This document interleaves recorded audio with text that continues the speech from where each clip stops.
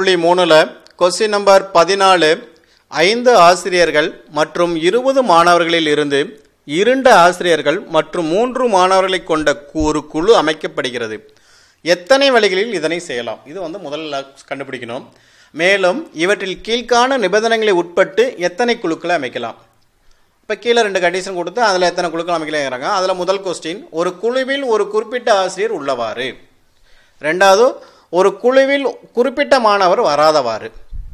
இதில் ஒரு ஆசிரியர் உள்ளவாறுன்னு கேட்டாங்க, இதில் மாணவர் வராதவாறுன்னு கேட்டாங்க. அப்போ ஃபஸ்ட்டு என்ன பண்ணுறோம், தீர்வு கண்டுபிடிக்கிறோம். எத்தனை ஆசிரியர்? 5 ஆசிரியர்லேருந்து 2 ஆசிரியர் தேர்வு செஞ்சுன்னா 5C2 வழிகள்.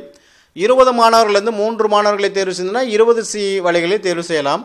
அப்போ ஆக மொத்தம் பார்த்தோன்னா 5C2 20C3 வழிகளில் தேர்வு செய்யலாம். 5C2னா 5 × 4 / 1 × 2. 20C3னா 20 19 18 / 1 × 2 × 3ன்னு எழுதலாம். அதுதான் எழுதியிருக்கிறோம். 5 × 4 20 × 19 / 18 / 1 × 2 × 1 × 2 × 3. அப்போ இது ரெண்டையும் கேன்சல் பண்ணனா ஒரு நாள் 2 2 4 4 கேன்சல் பண்ணிடலாம். 1 3 3 6 3 18 கேன்சல் பண்ணிட்டோம்னா உனக்கு 11400 வழிகளில் 5 ஆசிரியர்களிருந்து 2 ஆசிரியர்களையும் 20 மாணவர்கள் என்று 3 மாணவர்களையும் தேர்வு செய்யும் வழிகள் 11400 வழிகள். இப்போ கொஸ்டினுக்கு வரோம். முதல் கொஸ்டின், குறிப்பிட்ட ஒரு ஆசிரியர் வருமாறு. குறிப்பிட்ட ஒரு ஆசிரியர் இடம்பெறாங்க.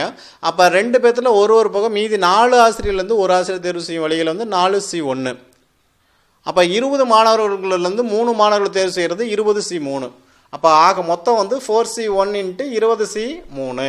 4C1ஓட வேலை 4, 20C3ஓட வேலை 20 × 19 × 18 / 1 × 2 × 3. இதையும் சுருக்கிட்டேன்னா 6 3ன்னு கிடைக்கும். அப்போ எல்லாத்தையும் இதை சுருக்கினா உனக்கு 4560 வழிகள் கிடைக்குது.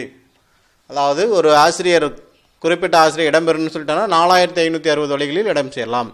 அடுத்து இரண்டாவது, ஒரு குறிப்பிட்ட மாணவன் இடம்பெறக்கூடாது. அப்போ குறிப்பிட்ட ஒரு மாணவன் இடம்பெறக்கூடாதுன்னா 5 ஆசிரியர்களிருந்து 2 ஆசிரியர்கள் தேர்வு செய்வது 5C2 வழிகள்.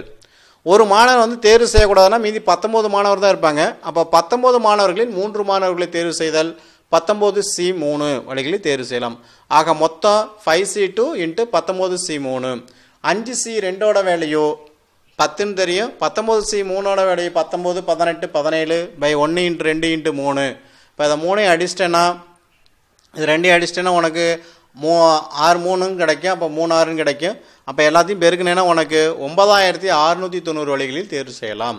ஒரு குறிப்பிட்ட மாணவன் வராதவாறுன்னு சொன்னால் 9690 வழிகளில் தேர்வு செய்யலாம்.